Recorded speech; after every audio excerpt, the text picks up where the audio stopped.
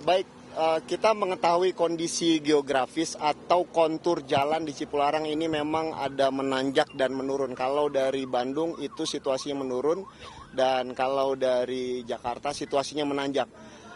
Namun perlu diingat ini adalah kewaspadaan supir pada saat akan menuruni lereng-lereng ataupun jalan yang landai menurun ini, yaitu adalah sudah disiapkan beberapa jalur pengaman sebelum lokasi ini.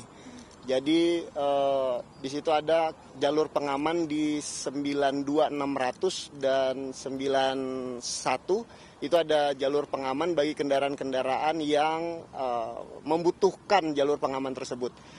Nah, kita masih meneliti apakah faktor penyebab kecelakaan yang terjadi kemarin dan tentunya kami masih membutuhkan banyak langkah karena langkah ini adalah hanya salah satu langkah.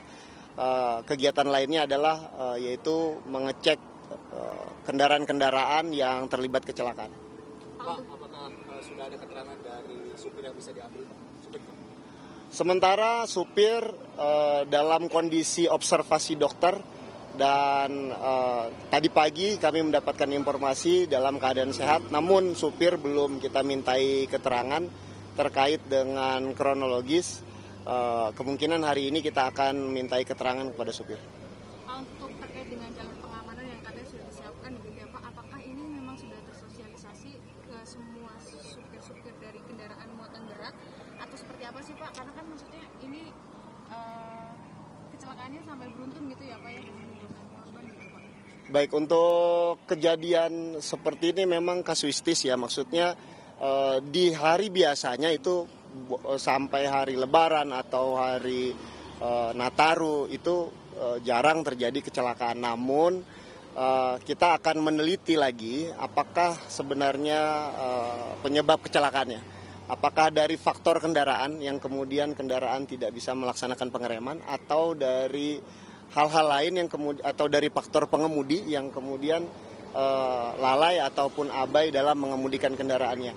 Ini membutuhkan fakta-fakta dan alat bukti yang ada di lapangan untuk menyimpulkannya nanti.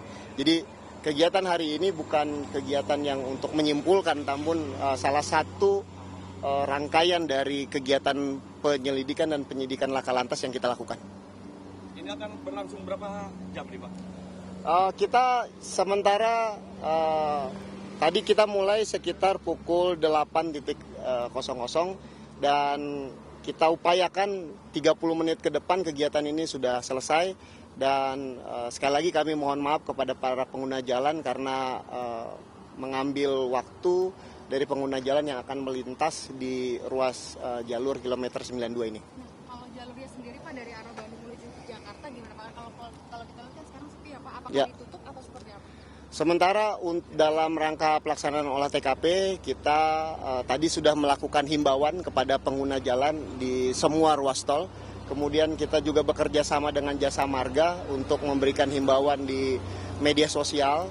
Kemudian untuk mengurangi volume arus lalu lintas yang akan melintas di kilometer 92 ini, kami mengalihkan sesaat di kilometer 116 Cikamuning di Getol Cikamuning. Nanti kendaraan akan melewati jalur arteri, nanti akan bergabung lagi di Jatiluhur atau Sadang. Demikian. Ini ada pengalihan atau rekayasa lalu lintas di sementara kita laksanakan pengalihan arus lalu lintas di Getol Cikamuning kilometer 116. Nanti mereka akan melewati arteri dan masuk lagi di Jatiluhur dan Sadang. Sementara kegiatan ini kita laksanakan, ini tentunya untuk menjaga kenyamanan, keamanan baik pengguna jalan maupun petugas yang sedang melaksanakan tugas pelaksanaan olah TKP. Pak, untuk dari polisi ada himbauan langsung pada para pengguna jalan di sini nggak Pak? Biar bisa dijaga. Baik, yang pertama situasi cuaca.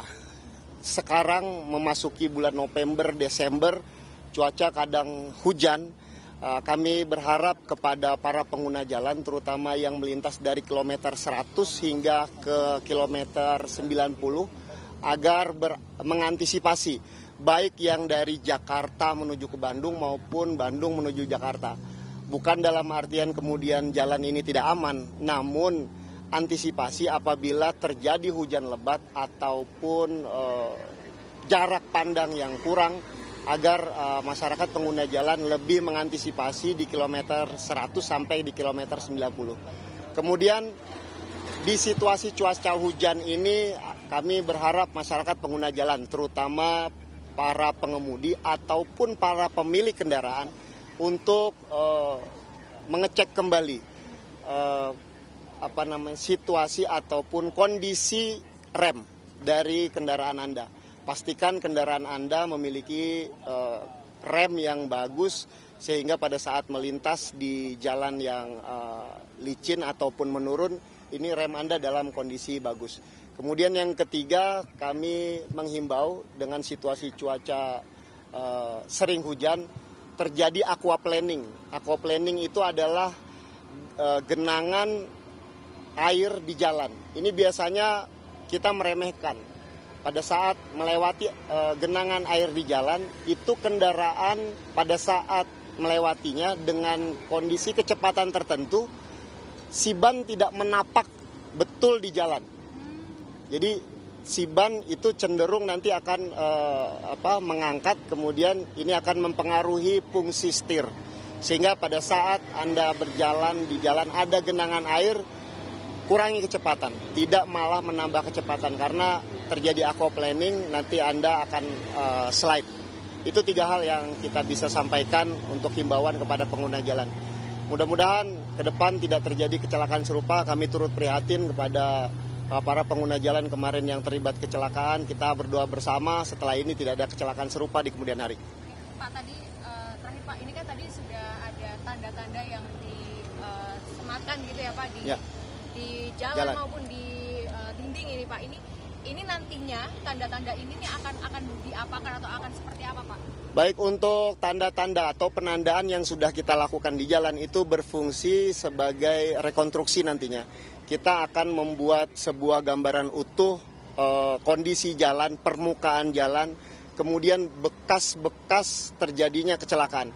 Ini kita akan rekonstruksi secara digital menggunakan analisa Traffic Accident Analysis (TAA), dan tentunya arahnya adalah kita akan mencari faktor utama penyebab kecelakaan yang terjadi di lokasi ini. Pak, setelah ini apakah akan ada penetapan tersangka jika mungkin sudah diketahui penyebab dari kecelakaan? Apa? Penetapan tersangka.